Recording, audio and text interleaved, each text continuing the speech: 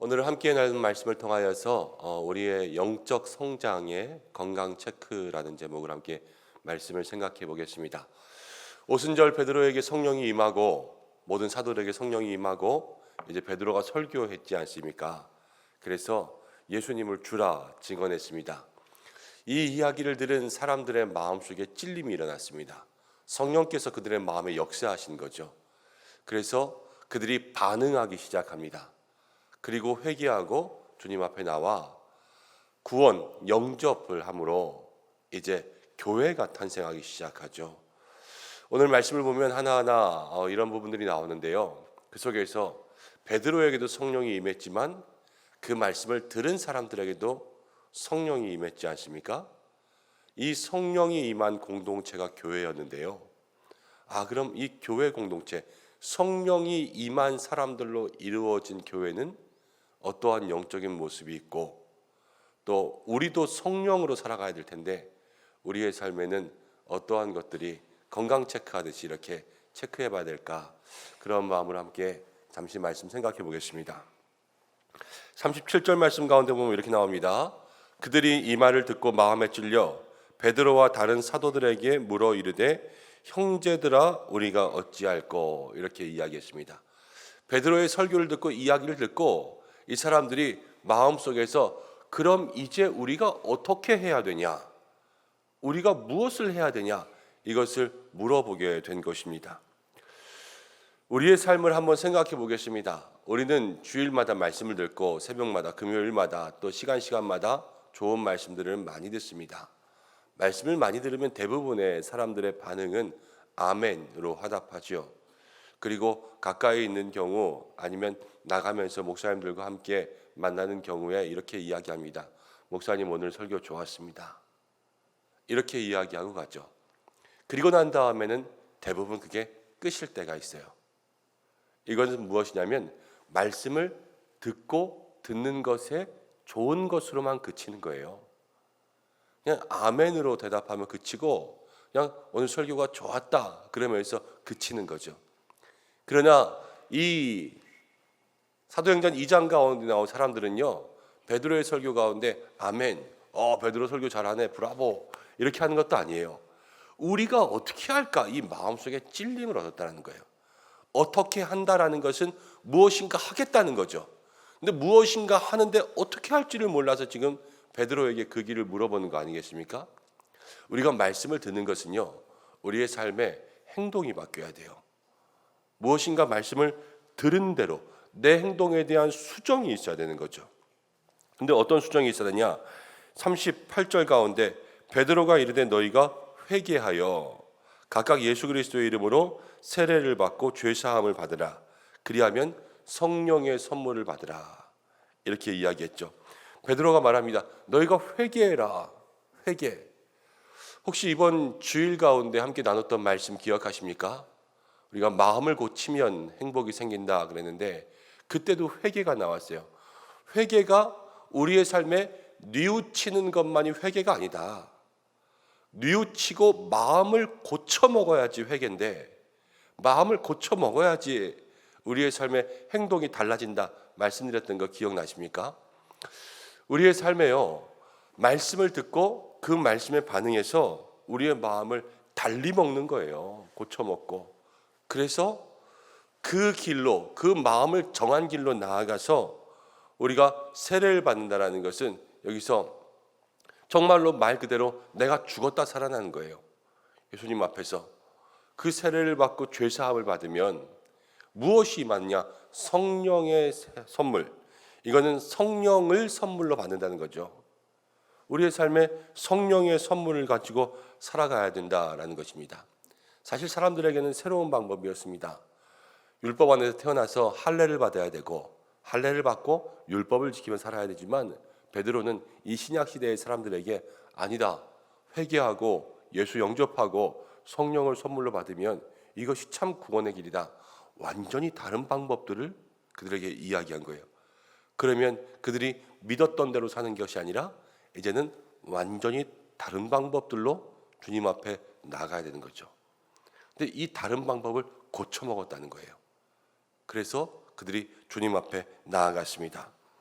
그러면서 40절 말씀 가운데 보면 여러 말로 확증하여서 또 다른 많은 이야기들을 많이 했습니다.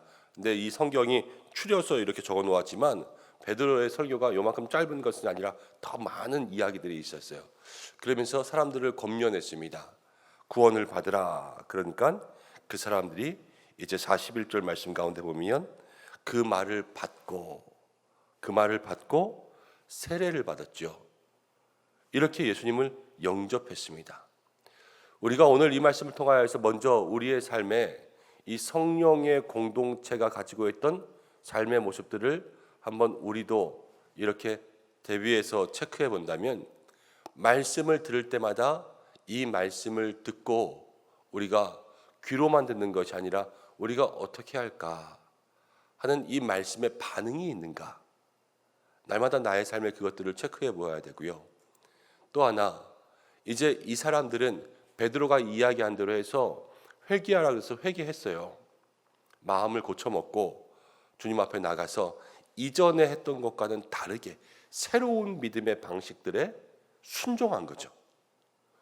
우리가 날마다 하나님께서 주시는 새로운 은혜의 방식들, 나에게 하나님 말씀하시는 새로운 말씀에 우리가 순종하고 있는가, 이것을 우리의 마음속에 확인해 보는 거죠.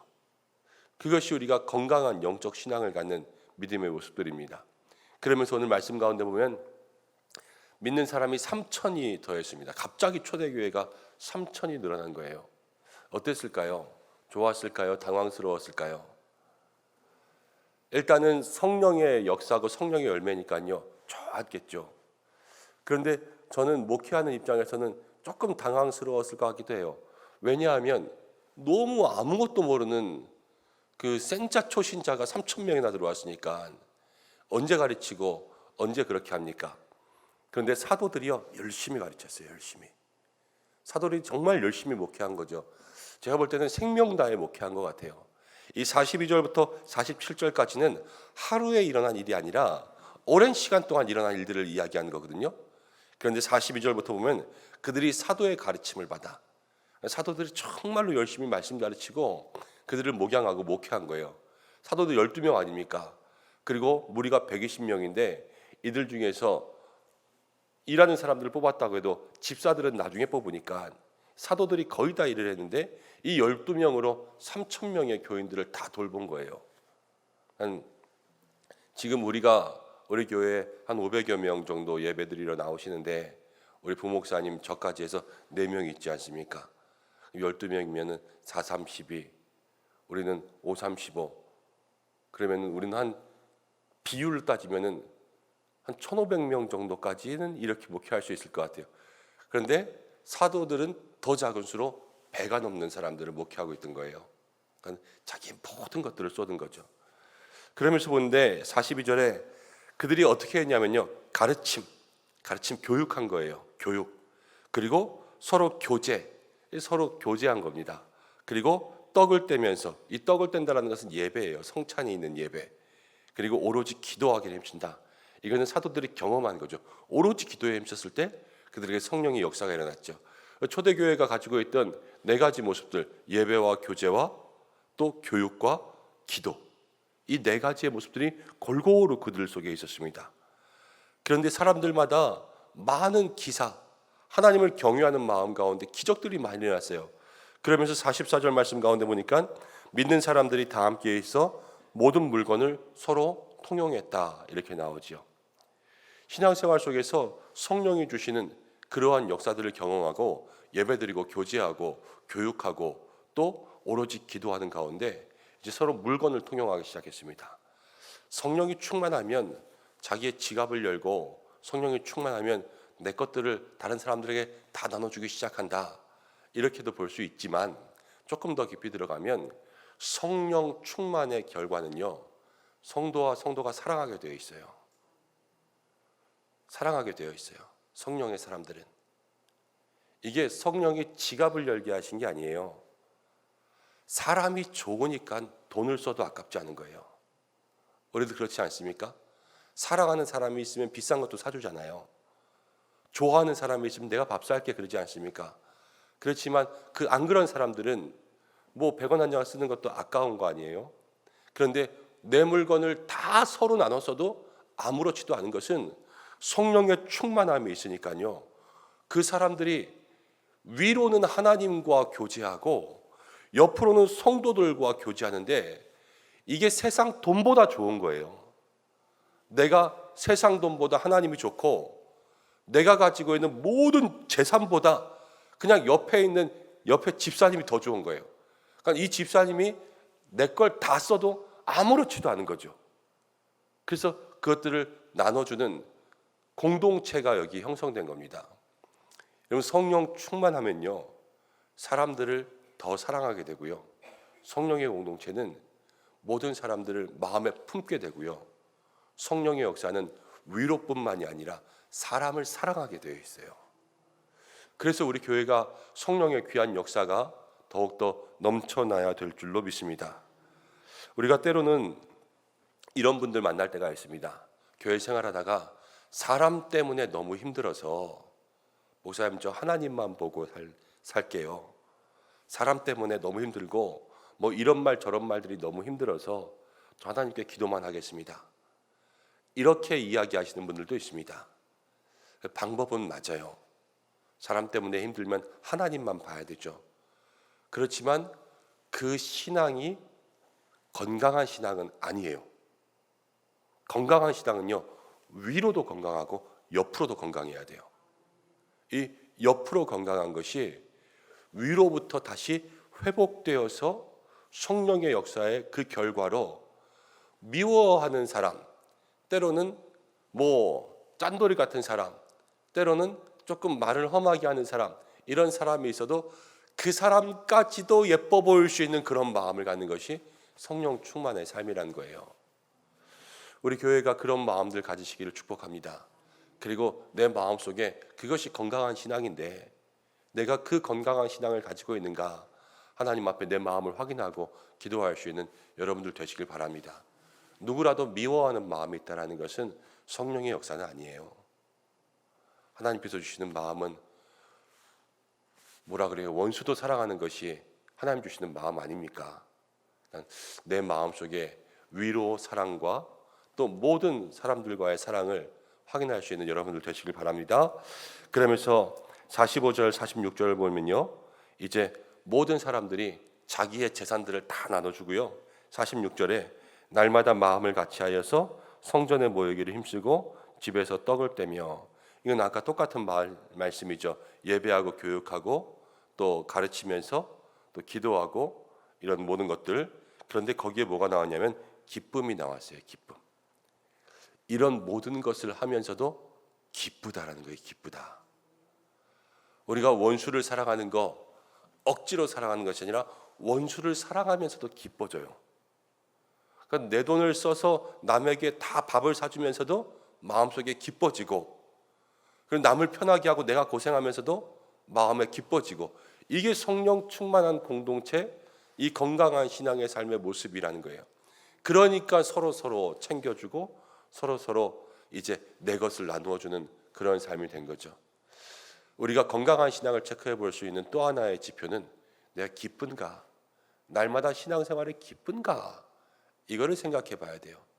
그래서 찬송가 458장에 즐거운 마음으로 십자가를 지고 가잖아요. 성도는 십자가를 져도 즐거운 거란 말이에요. 우리의 모든 믿음의 삶에 기쁨이 넘칠 수 있는 은혜가 있기를 축복합니다. 그러니까 47절 말씀 가운데 날마다 모든 믿는 사람의 수를 더하게 하셨습니다. 이거는 맨 마지막에 나오는 그냥 자연스럽게 따라 나오는 결과죠. 이게 목적이 되는 게 아니에요. 사람의 수를 더하자, 그래서 성령 충만 기도, 이게 아니라 우리의 삶의 목적은요, 정말 하나님 주시는 성령을 받은 성령의 사람 되는 거예요.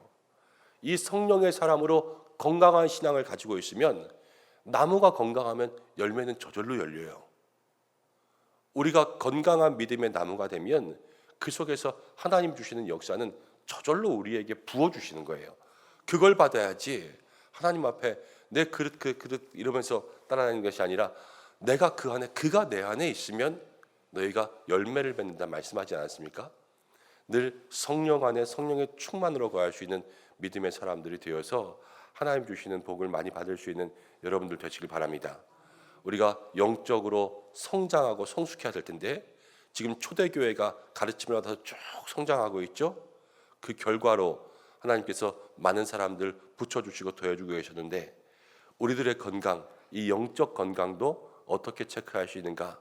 먼저는 말씀을 들을 때 우리가 어떻게 반응하고 있는가? 그리고 우리가 말씀을 들으면서 우리의 행동들을 고쳐먹고 하나님 앞에 나아가고 있는가?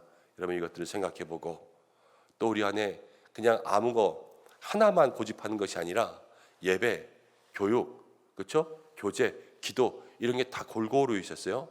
그러니까 그 속에서 하나님 성령을 주시고 성령을 주시니까 서로 사랑했죠. 내 마음속에 정말로 살아가는 마음들이 위로 하나님께 모든 성도들에게 있는가? 이것들을 오늘 하루 우리의 마음속에 확인해보고 점검해보아서 하나님 주시는 성령의 충만한 모습들을 받을 수 있기를 간절히 소망하고 특별히 우리 은성교회 또 모든 성도님들 서로 사랑하는 마음 달라고 기도하십시오. 성령의 역사는 사랑하는 거예요. 서로 품고 사랑하고 그래서 내 것을 주어도 아깝지 않고 사랑하면서 내 것을 다 줘도 기쁜 것 그게 성령의 사람이란 말이에요. 마음속에 미움의 마음들 내려놓고 날마다 성령의 기쁨으로 살아갈 수 있는 여러분들 되시기를 축복합니다. 함께 기도하겠습니다. 고마우신 아버지 하나님, 오늘 우리를 불러주시고 하나님 앞에서 성령의 공동체의 모습들 마음 가운데 새기게 하심을 감사합니다. 아버지, 오늘 우리가 우리의 삶을 돌아봅니다. 우리의 마음에 성령님 역사하여 주셔서 이 초대교회 신앙의 공동체 우리가 본받아야 할 믿음의 모습들을 가지고 살아갈 수 있도록 역사하여 주시옵소서. 말씀을 들을 때마다 우리들의 마음이 바뀌게 하여 주시고 그 마음 먹은 대로 행동할 수 있도록 우리의 삶을 인도하여 주시고 또 예배와 교제와 또 교육과 모든 기도의 모습들 우리에게 골고루 나타나되 성령의 충만함 받아 위로는 하나님을 잘 섬기며 모든 성도들을 사랑하고 살아가는 것이 기뻐할 수 있는 우리들의 삶이 될 수 있도록 역사하여 주시옵소서. 그래서 우리 은성교회가 하나님 기뻐하시는 믿음의 공동체로 세워지게 역사하여 주시옵소서. 우리 성도들을 위해서 기도합니다. 오늘 한 날도 주께서 붙들어 주시고 어디에 있든지 주님 눈동자와 같이 지켜주시옵소서. 연약한 모든 부분들 주께서 능력의 손으로 붙들어 주시며 아픈 부위 또 물질로 인하여서 마음으로 인하여서 관계로 인하여서 힘든 모든 삶에 하나님 우리 마음들마다 주께서 주의 은혜로 어루만지시고 위로하시고 새힘 허락하여 주옵소서. 가정을 지켜주시고 또 자녀들을 기억하여 주셔서 믿음의 길로 지혜의 길로 인도하여 주시고 일터 가운데 늘 다치고 상하지 않게 안전을 주장하여 주시고 또 우리 모든 어르신들로부터 한 분 한 분 교회의 모든 장년 세대들 주께서 붙들어 주시고 오늘 강지영 집사님 담낭개골 수술합니다.